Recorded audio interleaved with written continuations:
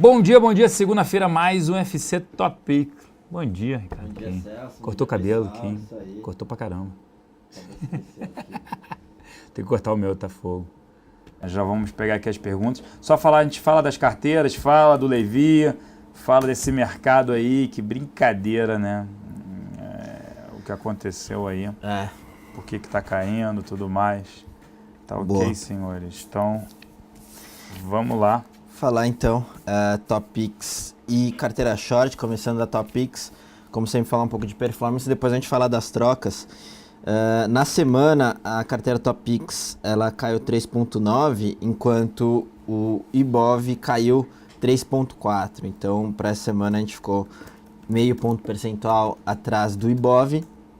O que contribuiu bastante, obviamente, foi bancos e o setor financeiro, né? Com toda essa mudança de imposto da CSLL. A gente teve Itaú caindo 6%, BBSE caindo 6,4%, e Cielo caindo 4% na semana. Foram os papéis que mais impactaram aí nessa performance negativa. Na parte positiva fica com o SUSB, que caiu apenas 0,6%, obviamente por conta de dólar e benefício para exportação. Então, de novo, com isso, a Top Picks caiu 3,9% na semana. Se a gente olhar no ano fechado, a carteira Top Picks sobe 0,8%, enquanto o Ibov ainda 7,3%. 2015, de alta em 2015, então a gente ainda 6,4 pontos percentuais atrás do índice. Essas foram então os principais destaques em termos de performance da Top Picks. Indo para as trocas, a gente teve a redução de BBSE em 5% e aumento de Itaú em 5%, o Celso está escrevendo ali, mas ele já comenta um pouco do racional. Eu vou falando aqui como é que ficou. Então, com essa troca, o nosso portfólio final para Top Picks para essa semana, então a gente ficou com Itaú com 25%, Cielo 20%, SUSB 20%, Qualicorp 15%, BBSE 10% e Lame 10%. A gente ainda com peso bom na parte financeira. Bastante peso também para exportação e possível alta do dólar aí com Suzano, e o resto a gente diversificou com Qualicorp e lojas americanas também. Então esse ficou o portfólio para a semana na Top Picks. Aí se o Celso puder comentar um pouco da redução em BBSE e aumento de ITUB para essa semana. Tá aí a nova carteira. Não, a redução... O que a gente fez na semana passada? A gente reduziu o Itaú, acreditando justamente que o setor bancário poderia ser impactado. Infelizmente, a gente não reduziu... Poderia ter, agora falando é fácil, mas poderia ter reduzido mais ainda bancos, tá? E aí, com essa redução em bancos, a gente poderia... a gente agora volta, porque a gente acha que o setor já está mais do que bem precificado, o aumento da contribuição social sobre o lucro líquido. Seguradoras também sofrem, né, nesse cenário. A gente acha que a BB Seguridade já sofreu, mas que se vier fluxo, né, seria mais em Itaú. A gente reduziu, ficou uma posição under, né, em bancos na semana passada. A gente agora resolveu voltar com o setor bancário aumento para a carteira. A gente fica neutro em relação ao índice. É mais um ajuste mesmo na carteira. Bancos sofreram, né? A gente tinha reduzido, foi até bom, a gente reduziu na semana passada Itaú e aumentamos em Cielo. Cielo apresentou um desempenho, né, menos pior, digamos, do que Itaú, porque na semana foi a pior semana, né, do ano, o Ibovespa, mas a gente tentando buscar aí, ainda acreditando, né? A gente pode até falar da carteira short agora, que foi até um bom desempenho também na semana, né? Então, indo para a carteira short, que também é semanal, e começando com a parte performance, na semana a carteira short subiu 3,2%, enquanto de novo o Ibov caiu 3,4%. Então a gente tirou aí 6,5 pontos percentuais aí nessa comparação, mas enfim, a gente gosta mais de fazer aquela questão de top picks contra a carteira short. De qualquer forma, para falar dos destaques aí da carteira, a gente pode citar Petrobras, que como o Celso comentou, a gente aumentou Petrobras na semana passada e ela caiu 6%. Na semana a gente teve BVMF, que também é outra posição grande nossa de 20%, o papel caiu 4,15%, e GGBR também caiu 4,6%. Esses foram os principais destaques aí que fizeram essa boa performance da carteira short, de novo na semana subindo 3,2%. GGBR, Petro e BVMF, né? Isso. Então, com isso a gente tem a carteira ainda desde o início menos 2,9%. Obviamente isso aí a gente pondera e relaciona com a Top Picks. De novo, a gente sempre recomenda a carteira short não de uma forma direcional, só ficar short nos ativos, mas sempre carteira Top Picks contra a carteira short, tá? Então, de novo, essa foi a performance, 3,2 na semana de alta. A gente teve algumas trocas na carteira também, começando aqui com o GGBR. GGBR tinha 15%, a gente reduziu, foi para 10%. BVMF, que tinha 20% e teve uma performance muito boa agora nessa semana, a gente reduz de 20% para 15%. Então, com esses 10% que sobrou de espaço, a gente coloca a Uzi Minas, tá? Então, a gente com isso fica exposto no setor de siderurgia em 20%, 10% em Uzi Minas, 10% em GGBR.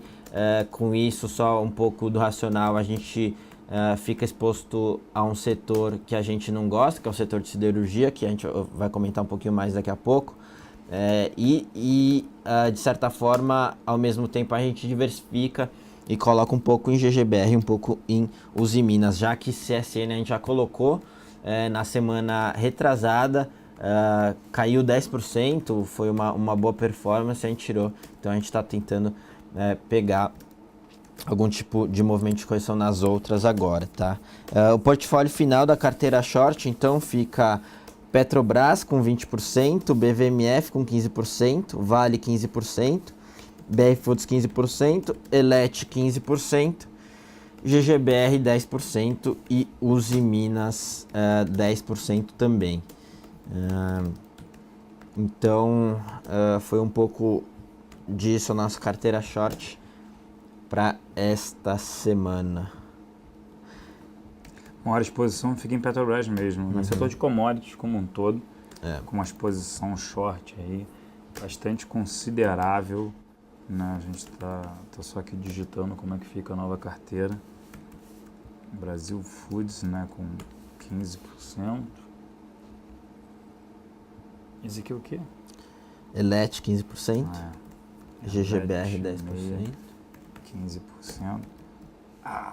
Detalhes quando isso acontece. Que apaga ali uma parte das mensagens. Elet meia 15%.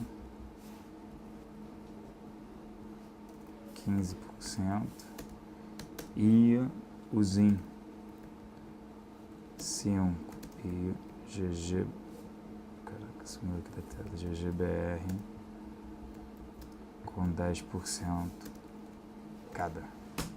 Tá aí, carteira short, carteira top pick, tudo aí na tela para vocês, ok, senhores? Aí a gente já começa a responder as perguntas.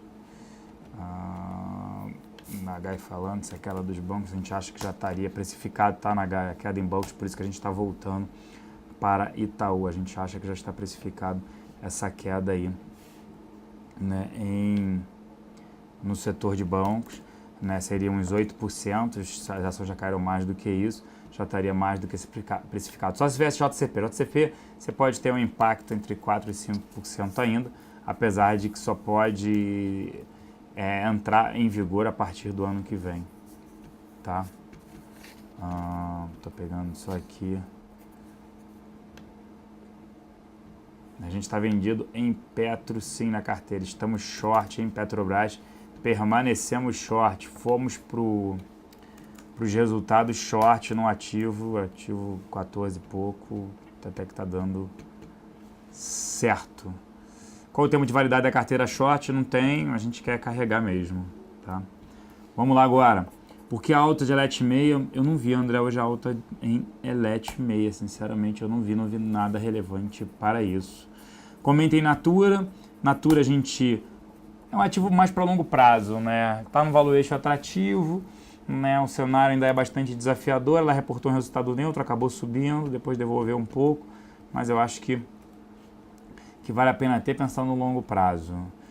Celso, o interesse do Itaú pelo HSBC pode impactar Itaú no curto prazo? Depende do preço, né, que ele venha a pagar, mas eu acredito que se ele levar, ele não vai pagar caro, né? Ele não tem, normalmente não faz isso, não vejo isso impactando ele. Se tiver que pagar caro, outro banco leva e não HSBC. Hoje está na coluna do Lauro Jardim, que depois do HSBC vai vir Votorantim, né, para venda. Vamos ver. O Web2Rex, existe alguma notícia no radar, além da queda de consumo varejo, que pode vir a prejudicar as ações da Cielo?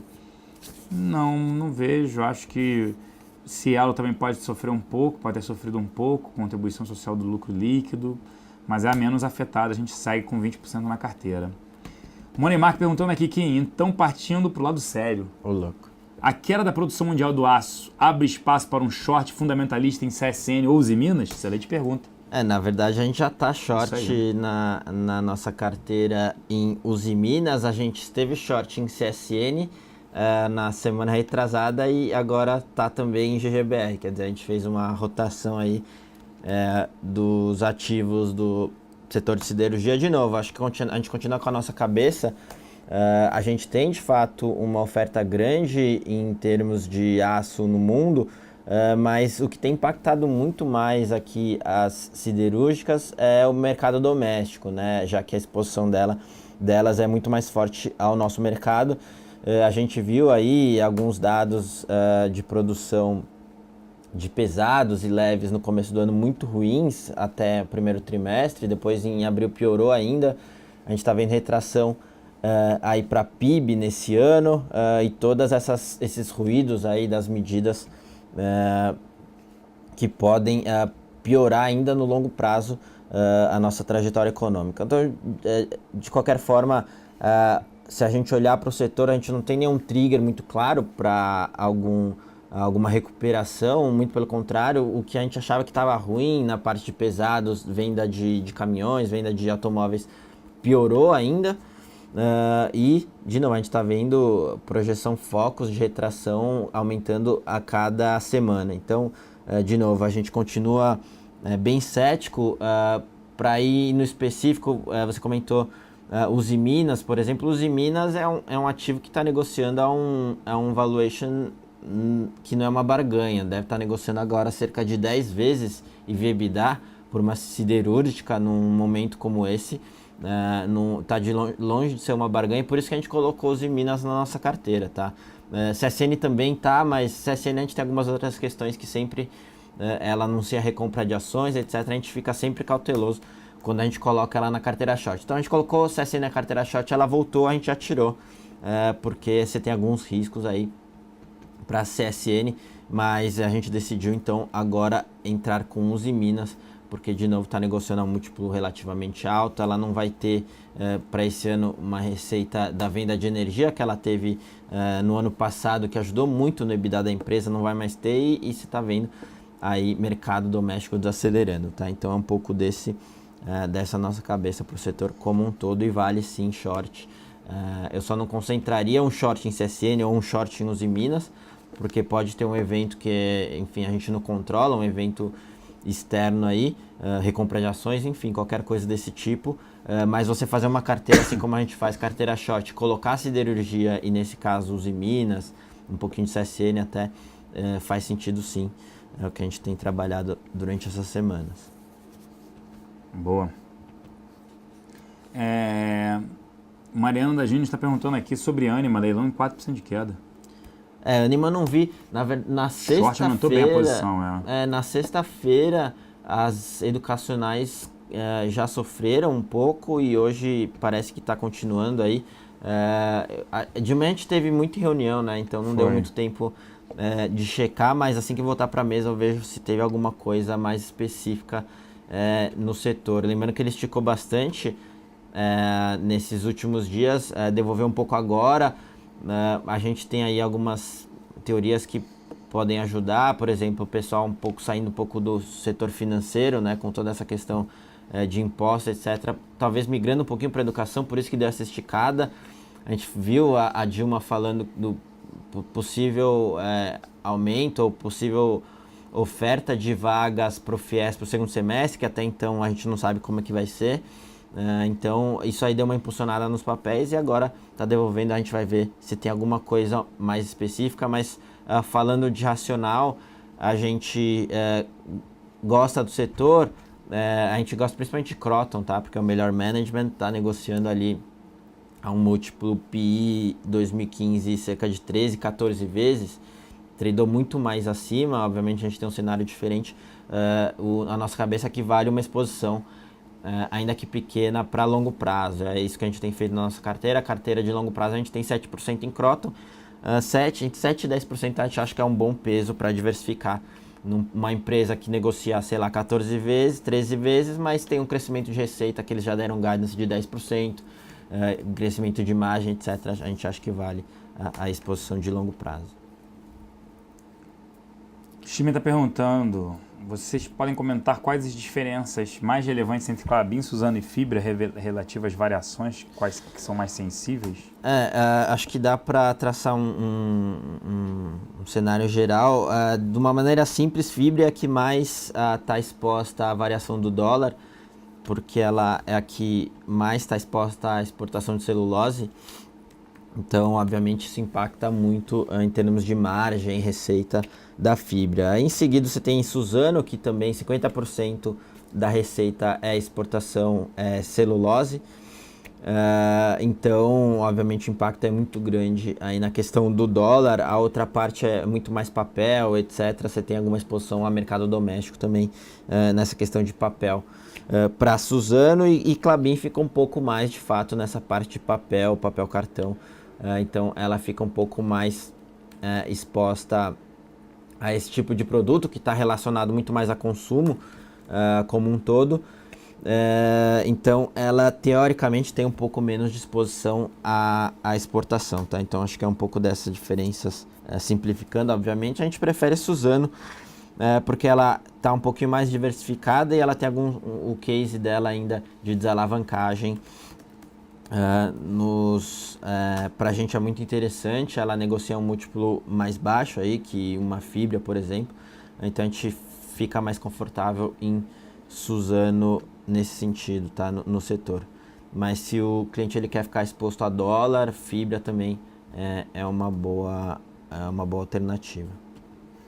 Max perguntando aqui o que eu acho de BRCR11, é um fundo imobiliário, não sei sinceramente, a gente olha muito pouco essa parte, né?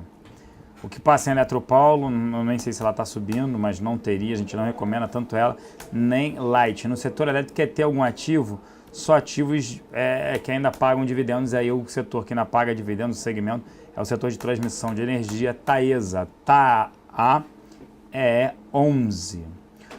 Um aumento no dólar favorece quanto a Vale, Ricardo Kim?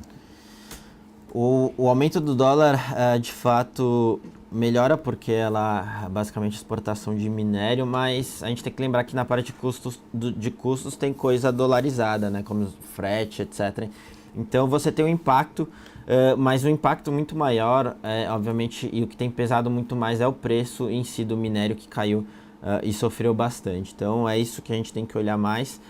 Mas, de novo, o dólar impulsiona sim as receitas da Vale. Você tem um contraponto ali na parte de custos, mas quando a gente fala de Vale, a gente fala que a gente está pessimista, não é por conta de dólar, mas sim por conta de preço do minério, que foi de $100 para 50, 60 dólares, então não tem dólar que ajude aí nesse sentido para as receitas de Vale, tá?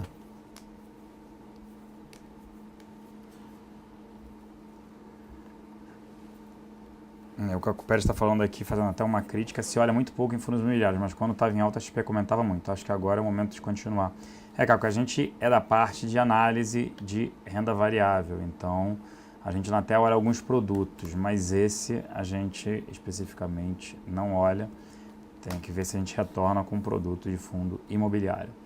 MRV vai sofrer na veia o corte feito pelo governo. Você acredita que essa expectativa pode afetar o valor das ações? Sim. A Direcional mesmo já falou isso, que afeta mais Minha Casa Minha Vida, afeta mais Direcional que a MRV, mas é MRV. O setor de real estate, fiquem fora. Todo dia, repito, vou botar um gravadorzinho aqui com a produção falando. Fiquem fora, fiquem fora. Não entrem no setor só short. A gente só não está na carteira short no setor de real estate porque não tem mais liquidez, né? Infelizmente. O Harvard Expector falando aqui, se na reunião matinal eu comentei um relatório do setor siderúrgico, quando saiu esse relatório, não, foi só acho que saiu na Valor hoje, no Jornal Valor hoje sobre isso. O No Pain Yes Gain está falando que ele está em uma faculdade particular, o negócio está feio, ensino croto, metade dos alunos tiveram a perda das bolsas. Teve muita gente perdendo bolsa ou, na verdade, com dificuldade de renovar, mas se você está falando da questão de FIES, eles até conseguiram dar um jeito, mas bolsa em si, de fato, eles vão começar a cortar onde dá, mas só precisa ver como que eles vão fazer isso com o aluno, essa interface. O fato é que no último TRI, pelo menos, eles conseguiram, em termos financeiros, tá? Eles conseguiram segurar bem as pontas, aí com todas essas mudanças de FIES e restrição, eles ainda reportaram um bom crescimento de margem, enfim, e estão com guidance bem satisfatória para o ano. Já desconsiderando novos contratos de FIES para o segundo semestre, etc. Então é um pouco nisso que a gente está mais apoiado, nessa questão um pouco na empresa como um todo, aí, o quanto ela pode gerar em termos financeiros, né? LCP, Celso, estou comprado em PK, comprei a 91,50, não sei se sai, eu espero um pouco, por favor analisar para mim, para curto e médio prazo. Não gosto do ativo, a gente vem divulgando aqui. Não compraria, saiu de 100, a gente queria shortear, só que estava com uma dificuldade de aluguel na vez que a gente queria shortear R$100. Não teria o ativo. Tá barato? Ainda não. Acho que ainda pode cair um pouco mais, principalmente porque 25% das suas receitas vêm do segmento, né? Linha branca, né? Marrom, fogão, geladeira, máquina de lavar. E isso, as vendas são para baixo. Fora isso, no todo, nas vendas consolidadas, ela não está conseguindo nem crescer, né? Vendo as mesmas lojas e inflação.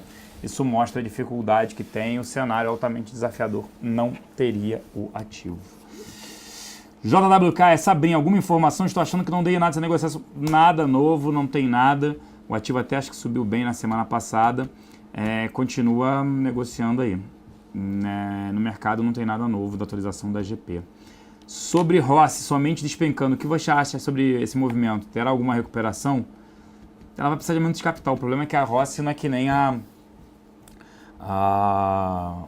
Brookfield, né, a Bisa, que tinha um controlador e dono, né, a Rossi é pulverizado, é o caso da PDG, mas teve novo aumento de capital, a PDG fez um aumento a R$4, agora está fazendo a 44 centavos, impressionante isso, não teria o ativo, a empresa não pode dar EBITDA negativo, só quando ela está começando, né, o cara está começando, ela poderia, mas a empresa já está aí há não sei quantos, 200 anos, da EBITDA negativo, é lamentável, né. Qual o price book value? Não interessa qual o price book value, porque se ela dá EBITDA negativo, né? E vai continuar descontado, né? É muito, então não olharia assim. Então não compra Ambev 6 vezes price book value. 6 vezes, Kim. Nem se ela. Isso aí, nem se ela. Natura nós falamos.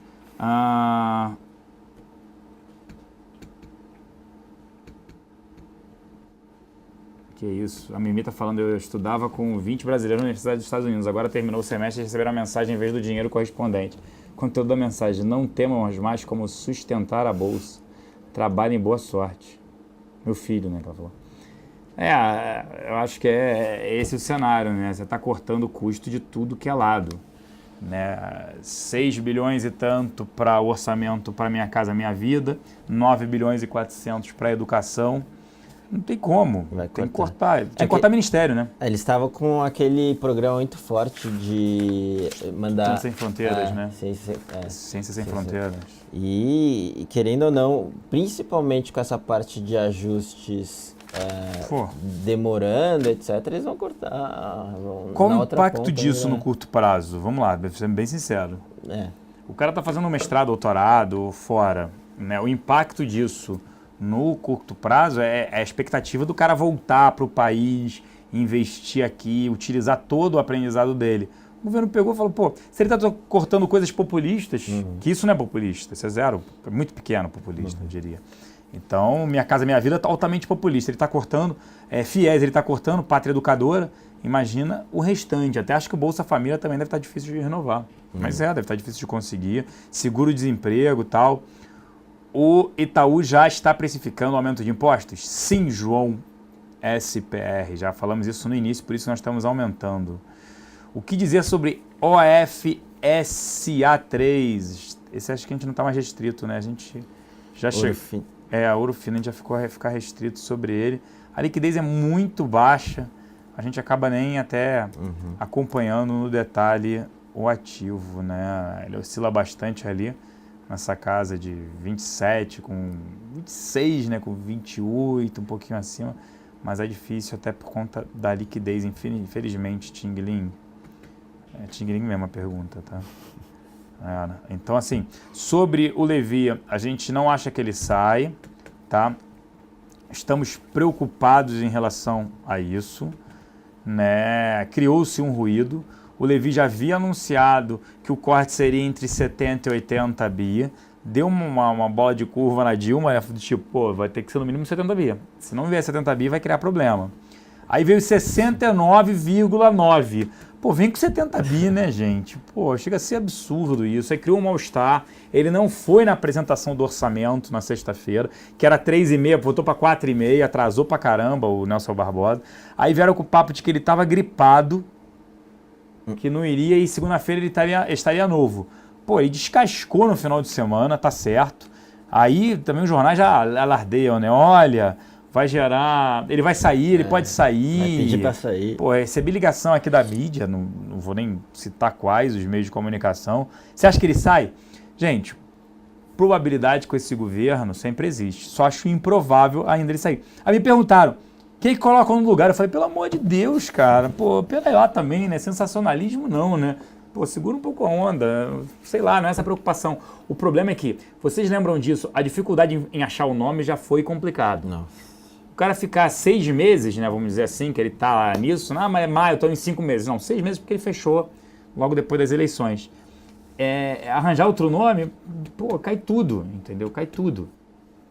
Cai bolsa, dólar dispara, DI dispara. A bolsa aqui afunda, não cai, né? Entendeu? E aí vai vir aquela preocupação de perder grau de investimento total, no Brasil, total. Enfim, aí vai ser... Entendeu? Mas aí seria um número, pô, entrega 75 bilhões, corta ministérios, com certeza o Levi já deve ter falado, pô, a gente precisa cortar ministério, precisa cortar custo. E não vem o ministério, porque aí depende, né, dos aliados. Se você corta ministério, você corta aliados. E tem outro dado relevante, onde houve o maior corte do orçamento foi nos ministérios do PMDB. Mais um atrito aí para ela com o governo. Então, tem que votar a medida provisória 664 e a 665 até 1º de junho, segunda-feira da semana que vem, senão tem que reformular o texto. Pô, E ele já falou, vou levar mais impostos.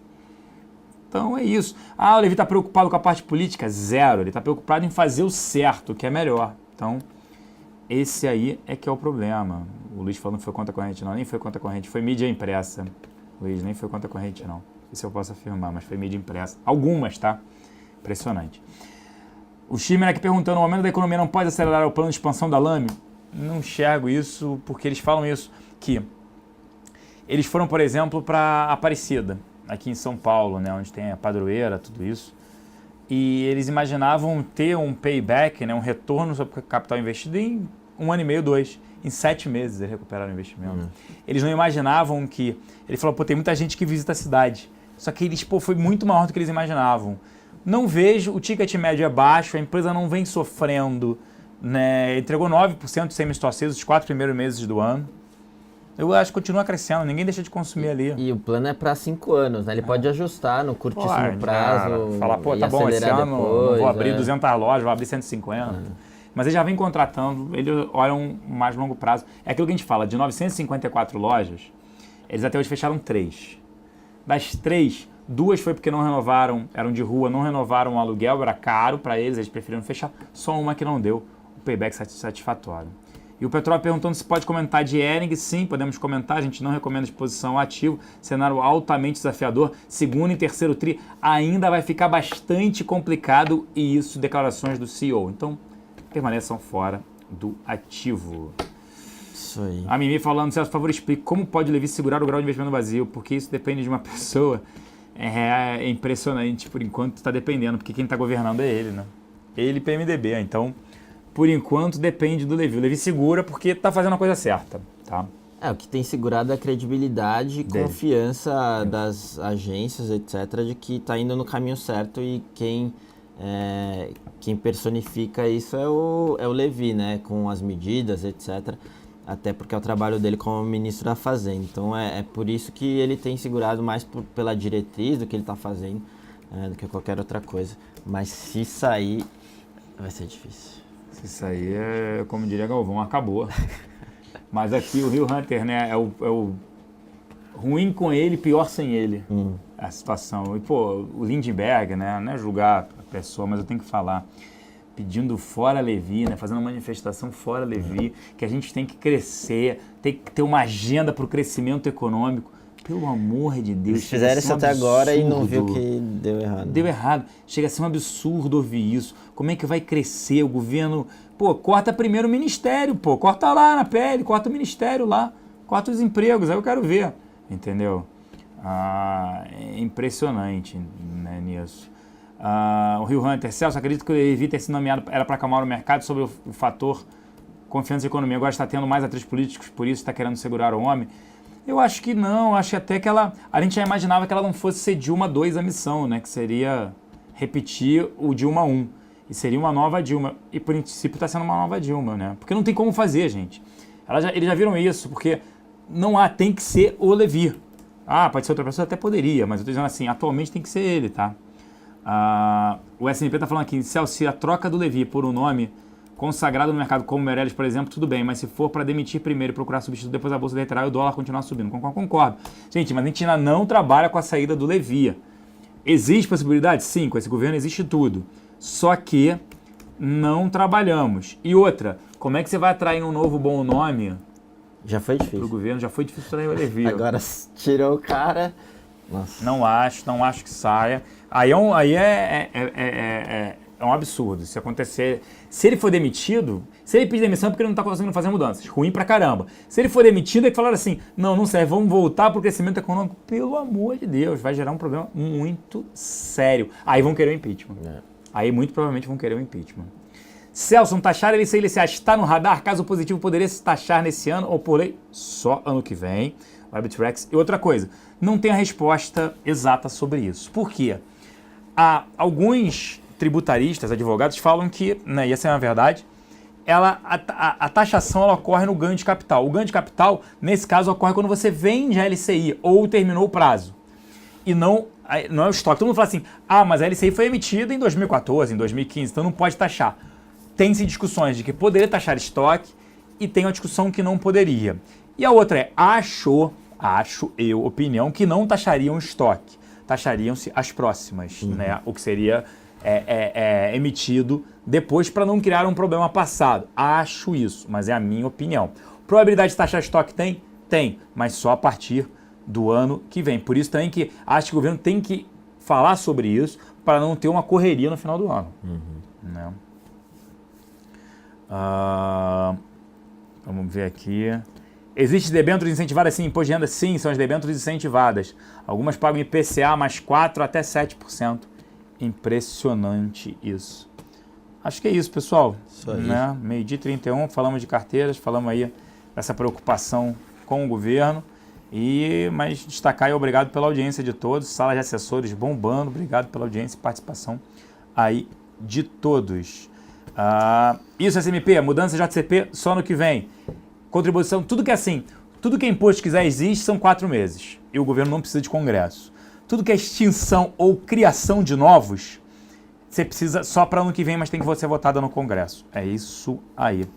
Tá ok, senhores? Boa.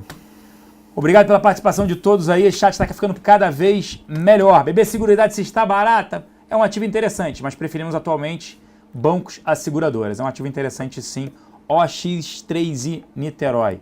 Um grande abraço a todos e voltamos amanhã na nossa reunião matinal. Valeu, pessoal. Bom almoço para todo mundo e até amanhã.